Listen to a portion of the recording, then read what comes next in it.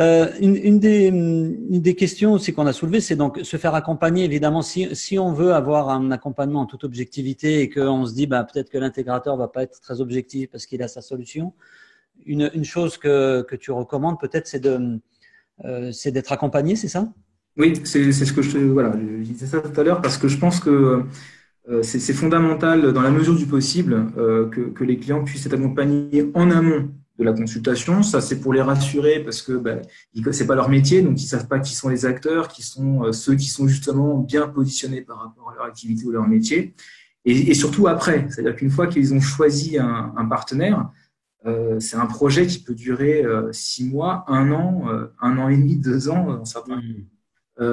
Sur une période aussi longue, si l'expertise n'y est pas, d'avoir un tiers, un consultant qui est capable d'être là au comité de pilotage, de pouvoir intervenir dans certains cas pour aider les uns les autres à se comprendre, parce que c'est quand même deux mondes un peu différents. Ouais, c'est clair. C'est quelque chose, c'est vraiment un facteur clé de succès.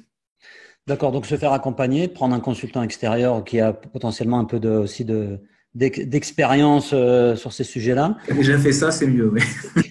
et qui va piloter un peu le projet en toute objectivité. Et souvent aussi d'avoir le regard extérieur, ça permet certainement de désamorcer des questions de Et puis communication. tout simplement parce que ça prend énormément de temps en interne un projet pour le client. Et la gestion de projet, c'est pas forcément quelque chose que tout le monde a en interne ou peut libérer. Et du coup, ces consultants peuvent aussi assumer une partie de ça, de cadrage en tout cas, pour être sûr que le pilotage projet se fait. Quand il y a une liste de tâches à faire, quand nous, on n'est pas en prestation, est-ce que chacun fait son boulot à temps, etc., etc. Ok, donc ça c'est un facteur clé de succès des projets de déploiement de RP. Est-ce que tu as identifié d'autres facteurs clés, enfin d'autres choses qui font que ça va bien fonctionner? Ouais, je pense que le plus fondamental, c'est l'implication de la direction. Un projet qui n'est pas sponsorisé par la direction, c'est un projet qui va être vraiment très compliqué.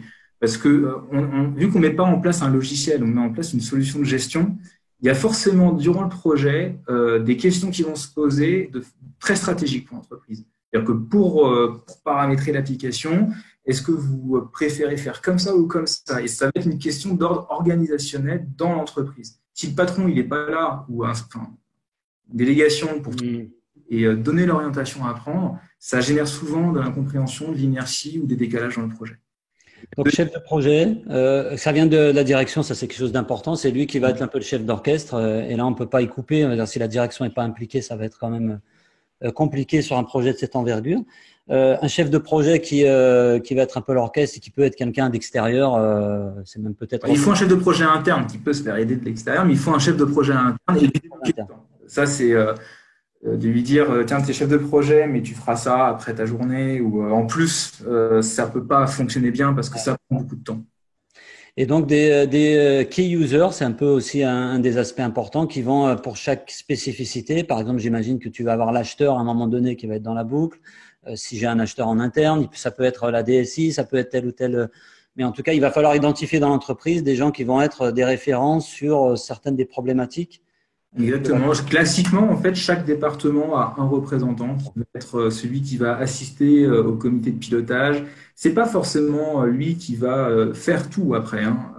Il peut être aidé, il peut être accompagné, mais c'est celui qui va représenter son service. Donc, dans les phases d'audit, par exemple, et de consulting, c'est fondamental parce que c'est quand même lui qui va exprimer comment est organisé son département, quels sont les KPI importants, quels sont les flux critiques. Et donc, il faut quelqu'un qui ait une parfaite compréhension du service en question.